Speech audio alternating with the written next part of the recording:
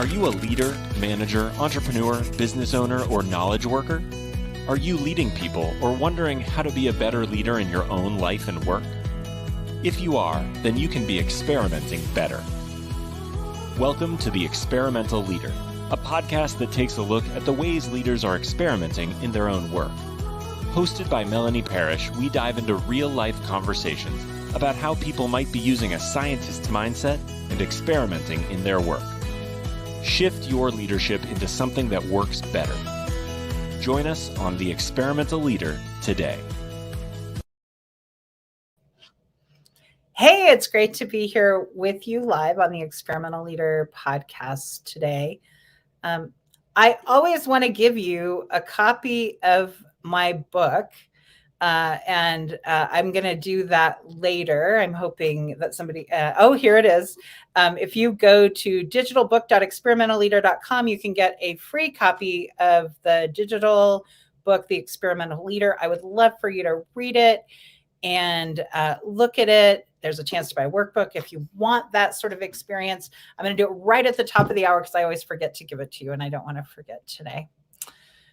Well, I have been thinking about relationships a lot, and I've been thinking a little bit about conflict. And, you know, like many things I talk about on the show, sometimes I talk about the things that are going well, and sometimes I talk about the things that aren't going well. And I had some conflict that didn't go well this week.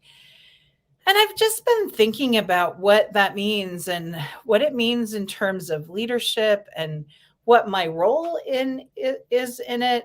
And whether or not I had, some obligation because of my identities as a coach and an author and a human to get it right in some way. And it didn't go well. And now I'm left sort of just being curious about the idea of conflict, where I avoid it, where I have it, where it works, where it's functional, and where it isn't.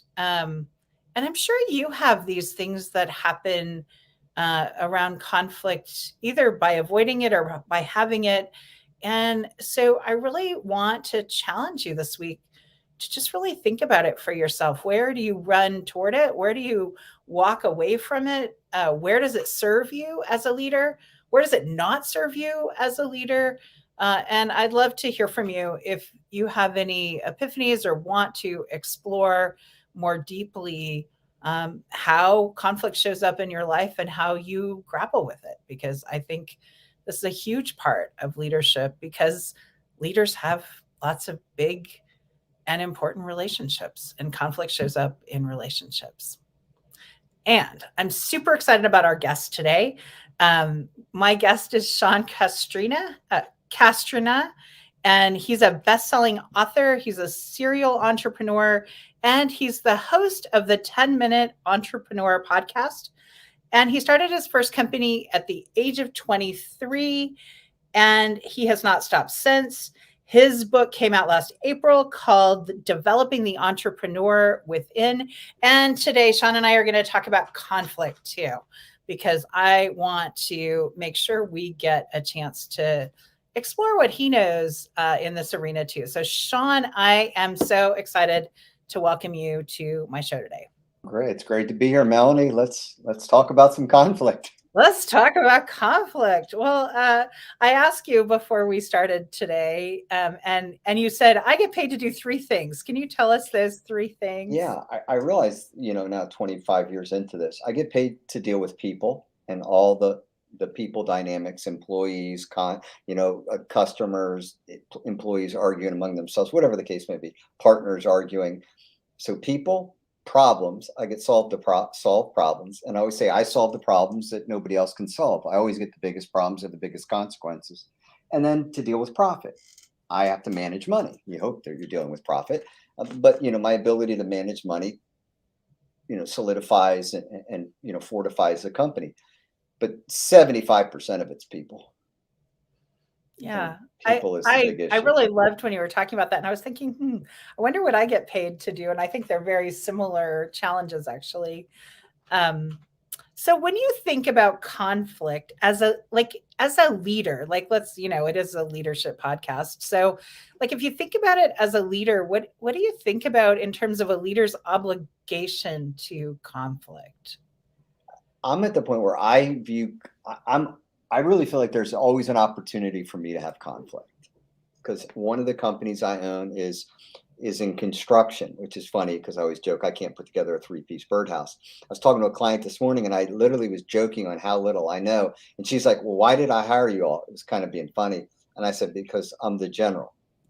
I know how to hire people and I'm the person who can, put things together and all that. Because as you deal with as you're an entrepreneur and you're constantly dealing with these opportunities to engage and create conflict. So in my business with construction, these guys have the shortest tempers in the world. I am, a white collar, went to grad school. You know what I mean? I drive a Mercedes AMG to job sites. I don't have a pickup truck. I'm the antithesis of everything you could ever imagine. My clients love that because they know exactly what they're getting when they hire us. But my guys, I'm constantly breaking up either their arguments or they just get pissed off so fast. They just do. I don't know how else to say it. And with that, and then I have clients who pay us a great deal of money and they have expectations that are sometimes very unrealistic. And I found with COVID, where they're home all day, I used to joke, they used to, we would make the soup and they'd come home from work and they'd see it when they got home, tasted it, looked fine. Now they watch you all day long. So it creates a new dynamic. So I'm constantly having these opportunities where I'm saying to myself every day, I'm picking the battle or the battle I don't want to get into, because there's more of them now than ever. Customers are amped up more than ever. Thus, my workers are amped up more than ever.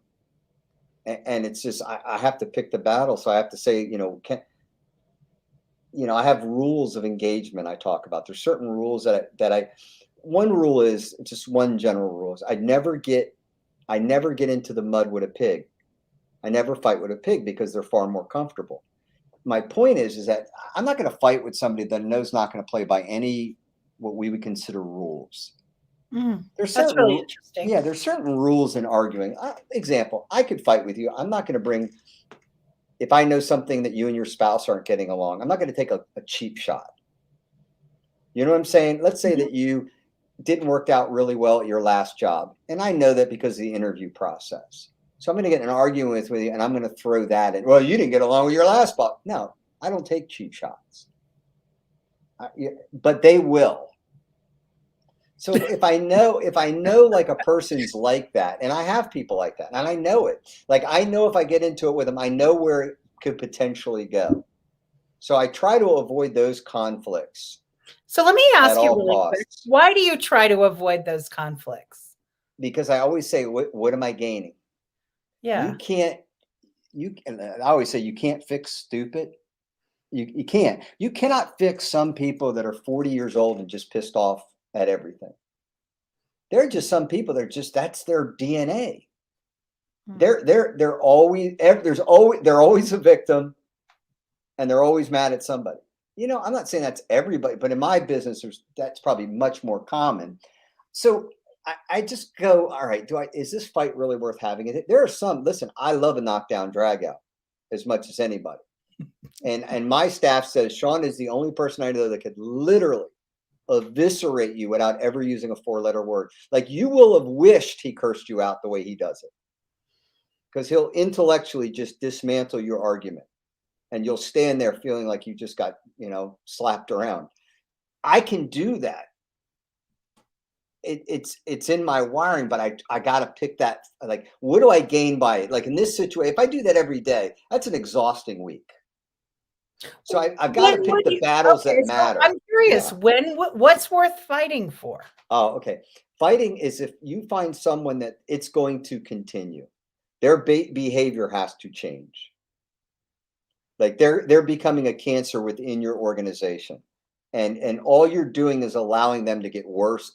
The monster is growing. So if you don't have, and now again, there's styles in every fight. So typically the first way I'll get into that with them is I'll use humor. Hey, listen, John, love having you here. But listen, we all got to play in the sandbox, and you've got really sharp elbows. And you know that. I always said, you know that probably by now. And I know that. I've got to, you're more valuable to us if I can put other people, if you can work better with other people. I always say, because if not, you have a mercenary. And that's what they are. They're a mercenary. They're great by themselves. You want to get somebody shot, in war, you want to take out someone, you hire a mercenary because they have no conscience. They'll perform the task, but they'll just as, if somebody pays them an extra $1, they'll just as easily come back and take care of you. And you have employees like this. And so you got to kind of look at the playing field. And when I have somebody like that, where I know they can go down that, I sense there's very little trust, very little loyalty. I've got to have that conversation early because I got to see what road they're going to take next. And if it's the bad, where I realize I just have a problem, I got to get rid of them, no matter how talented they are. I don't care. There is no talent level. And I want to say this, there is no talent. There is no amount of money that's worth having a cultural cancer. When you have that person on your team, that is constant tension and all that there. I thought, I used to say, I used to have a phrase, I could, better the devil than the devil you don't know. But there's a point when the devil's just too damn bad. Yeah. and it's just not worth it. It's just not worth it. Strict no assholes policy. Like people. I love that. We have that in our company. I didn't know I could say that, but we have that exact phrase. We have it. It's like they're an a-hole, and it's just exhausting. Yeah. Yeah, absolutely. You can say whatever you want on my show. I don't care. There you go. I joke that I would have Tourette. I'm very quick with my mouth, and my staff knows that if Sean cursed regularly, he would have Tourette syndrome. It'd be like, you mother effer and you son. So I took the road years ago, like, okay, I'm never going to try to curse because I know I would have no self-control. I would literally be dropping F-bombs every 5 seconds. I knew I had a bad mouth. I worked in tech too long, but I knew that when my 3-year-olds were swearing at my mother and using the F word, there's your sign. Oh, it's the nanny. Like, I'm sure it's the nanny. Yeah, I know that I could be. So I do the best I can to keep it as clean as I can. But no, man, when you have staff like that, and then there's certain conflicts that you just see. There are people that are intertwined in your life, and I'm also finding this out. I don't know if you're there, but I'm realizing that some people are in our life for a reason, a season, and a lifetime. And I used to think everybody was in there a lot longer than I thought. And I'm concluding that sometimes they're in our life for a lot shorter period, and that's okay. I think that's really lovely. A reason, a season, or a lifetime. I think I had a lot of people in my life for a lifetime, and like clients stay forever. Yeah. Like there's some interesting things, but I think it's interesting to think of that, especially when we talk about conflict. Like it's okay to not choose to stay in perpetual conflict with someone, and to allow that it's been good and now it's not, and to move on. I want to ask you about anger. Yeah. And I think sometimes, especially that sort of white collar culture, is that we're not allowed to be scrappy or angry as we express how we feel. How do you think about that? I mean, I think my rule is I try not to say anything that I wish I wouldn't have said. And even if I think you're an a-hole, if I do say that, I will come back, even if no matter what, and I'll apologize for that. I'll go, I completely disagree with you, but if I could, I wish I wouldn't have said that. I do that for my peace of mind. It has nothing to do. I don't care what they think. That's just for me. That's just for me to go to bed feeling, you know what? Because there are certain conflicts you can't fix. That's the other thing we have to come. There are certain conflicts that are over. And it could be, you could have said one sentence and you'll go back, oh, I should have said it this way. It doesn't make a difference. Mm-hmm. I always say if one conversation is enough to ruin a business relationship, it was meant to go. Mm-hmm. If it was that fragile, I mean, I don't want any relationship that's one conversation wrong away from being done. Mm-hmm. That to me, that it doesn't interest me, because I think you're allowed to argue, but I think as a general rule, you have to have, even in war, there's called rules of engagement. You know what I'm saying? Like, you don't take women and children, you don't shoot an unarmed person. Yeah. There are just certain rules, the Geneva Convention. And I think in business and in life, you have to have certain, places where the fight's not worth the fight, or you're not going to lower yourself to that person's level. I always like firing people. It's a great example. I remember firing someone, taking them in my conference room and firing it. And I always bring a second person in there. Yeah. It's just a rule of mine. It's It's never a good bad best practice. It Yeah. is. It's a best practice. So I'll do that. And then the person got up and called me every name in the book conceivable. And I'm like, basically just ushering them to the front door, making sure they have their last paycheck. And my secretary's like, why did you ever let that person, blah, blah. I go, what was I going to change? I just let them go. Like, what was I going to say that they really wanted to hear? I had one goal: get them to the door. What they called me from the conference room to the door was completely irrelevant to me. Hmm. So there's just certain battles that, just aren't worth, you don't have to win them. They're not worth winning. Yeah.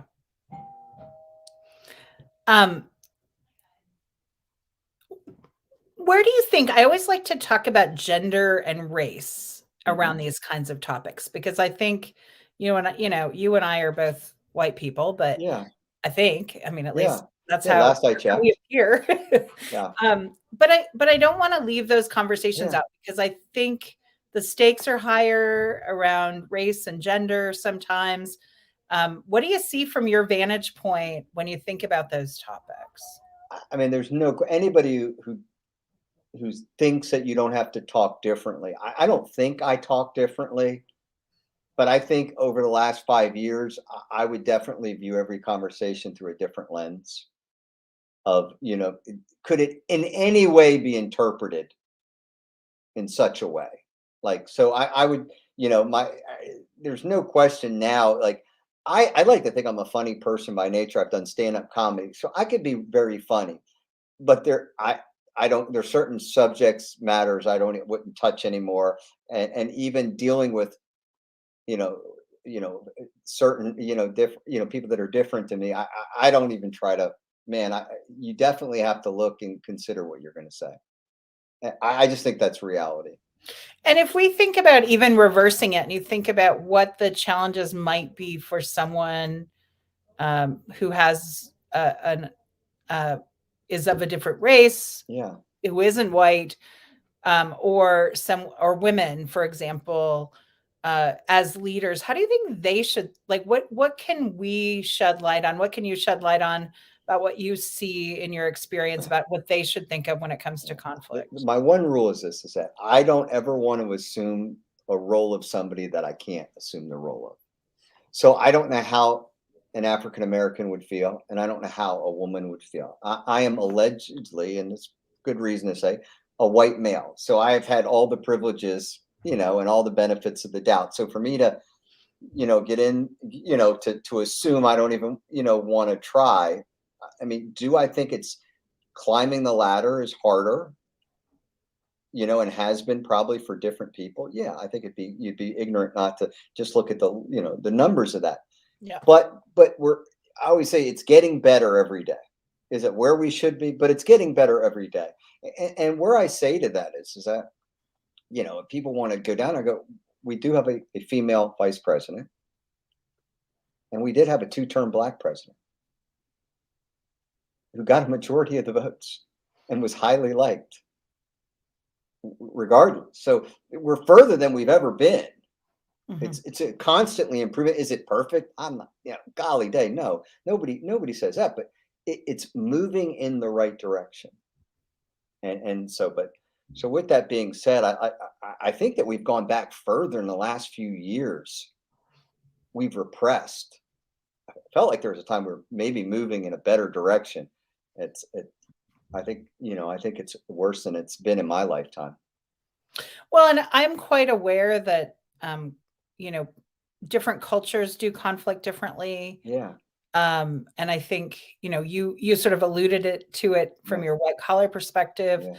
I think that one of the leadership awarenesses can be that we don't make the way that I don't make the way that I'm comfortable with conflict be the way that conflict should be.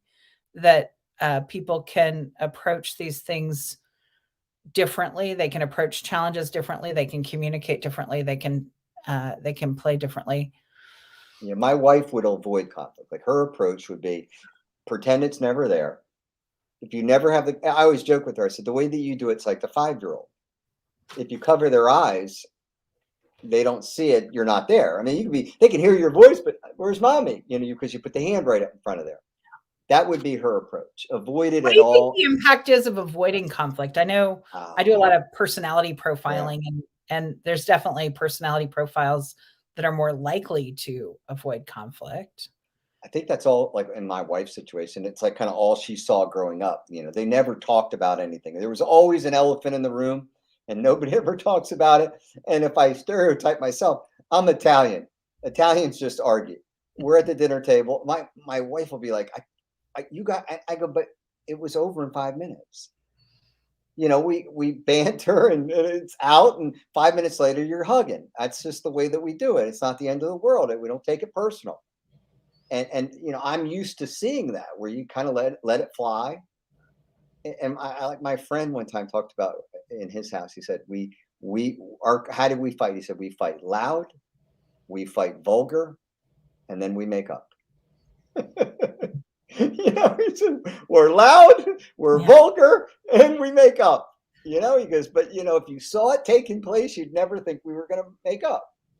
Well, Faith Fuller, who's one of the founders of CRR Global, it's a coaching company, she always said that the only way to increase trust is through resolve conflict. And I really love that. I think it's true. Like, however we resolve it, we do create deeper relationship through it. There's no doubt. Some people you can never resolve it with. Again, it's the 1 in 10. There are certain people though that you can't, because they're not. It's like playing Monopoly, and every time you go by go, you get $200. Every time they go by go, they take 2,000. How do you, if they roll the dice and they move to whatever spot that's open, they don't follow what's on the dice. How can you ever compete with that person in Monopoly? They're playing by a totally different set of rules. There are certain people we have conflict with they go by such a set of rules that if you're just normal and decent, you don't stand a chance. Well, since I had this go badly, I've been thinking about times that I've had conflict that it went really well. And most of the time it does. And most of the time it does. Most people are normal, right? Well, most people are normal, and most people have they sense there's tension. Most people want to resolve it, and they're glad you brought it up, or glad to clear the air. That's a phrase that we use. Most people like that, but then there's a few that don't.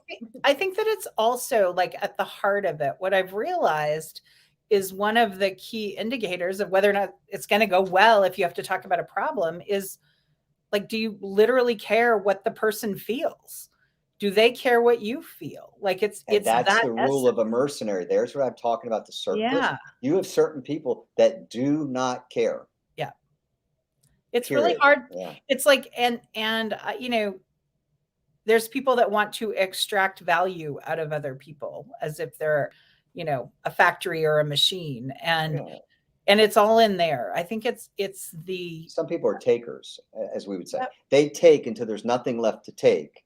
And then the relationship blows up because you catch on. So you kind of slow down on the taking or modify what you're willing to give. And then the relationship reaches an end. Because you've chosen, I'm not going to continue to give at that level or be taken advantage of at that level. They realize you've caught on to them, or they view it as you don't like them as much anymore. However they interpret it, and then it runs its course. And then they fight the way they fight. Oh, yeah. I I want to give you a chance to talk about some of the things that you're up to in your leadership, in your work. Like, what's exciting that's going on in your world? Yeah, exciting. It's funny. I text Bradley. Brad's really big on Instagram. I don't know, maybe 700,000 followers, something like that. Real to the point kind of guy. And I remember on a Sunday about 4 months ago, maybe 6 months ago, I texted him about if I was going to join a mastermind group. Now I'm an upper level entrepreneur. I'm like, which one would I join? I was just like, where would I go? I don't need the beginning level, and I don't have $1 billion company. So, I'm a realist. Like, okay, that's great, Tony, Tony Robbins. You can go work with Ray Dalio and that group. That's fine. It's not me. I have an extraordinary life, great living, but my company cannot scale to that level. It's not possible. So I'm somewhere in that fuzzy middle. And I remember texting him, and he goes, we should do something. We should create it. And I started thinking about it. And then I flew up to Vegas to talk to him. And we decided, we need to do an event. And it's called the Weekend MBA, because most business owners don't know what they don't know. And we said, why don't we create a 2-day event that's just, we're going to get the people, forget all the hype, the cotton candy. We're going to teach people what they really need to know. We're going to find people that have been on our podcast and actually know what they're doing, have taken a product to market, have taken a product and it's sitting in Walmart, it's sitting in Target, or you know what I mean? Or whatever it is, they've mastered that niche. And we're going to get speakers that can actually, where you can go, now, okay, I want to sell at e-commerce. That person can help me. I want my product to be in Target. Well, that person's done it. Well, I need to raise venture capital. Wow, she's done it. I need to sell my company. Oh, that person's done it. I said, what if we put together an event like that?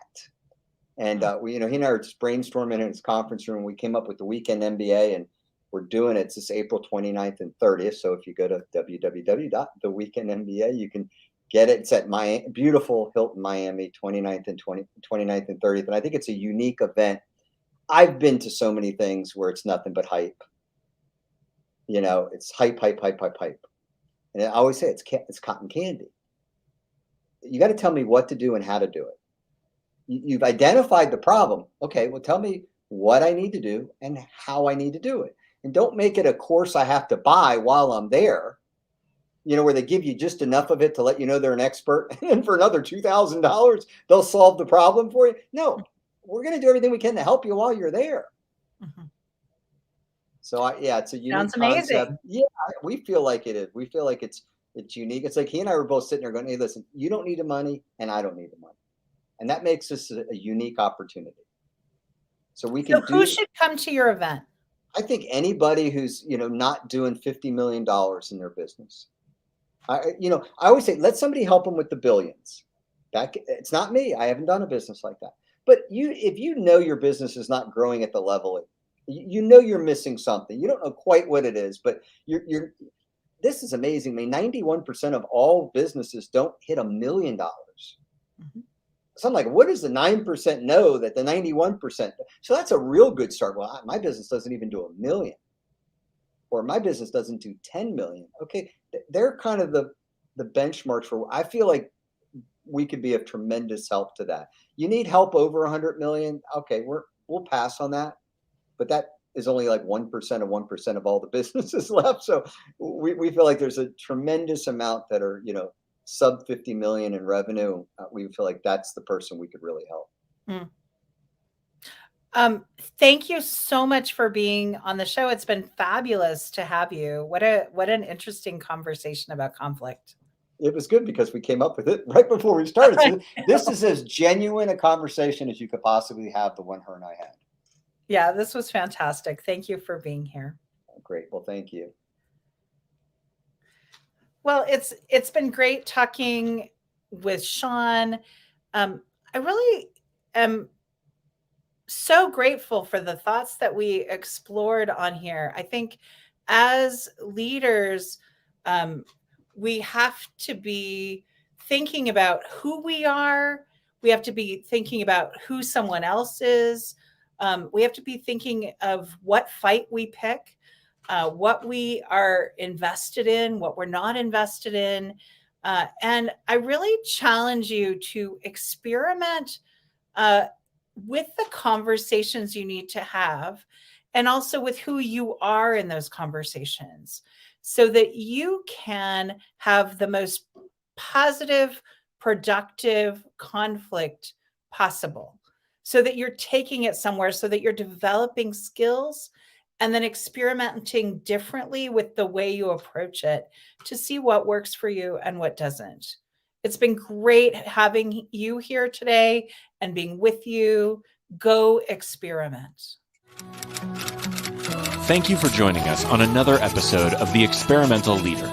We hope you have found value in today's episode because we're dedicated to helping you become the experimental leader you want to be. To access the show notes or learn more about working with Melanie, visit melanieparish.com. Go experiment.